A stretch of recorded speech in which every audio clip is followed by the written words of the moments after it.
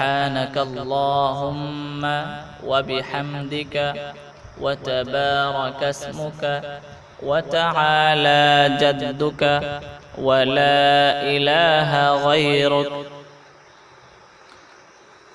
التحيات لله والصلوات والطيبات.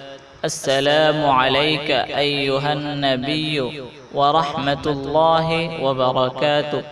السلام علينا وعلى عباد الله الصالحين. أشهد أن لا إله إلا الله وأشهد أن محمدا عبده ورسوله.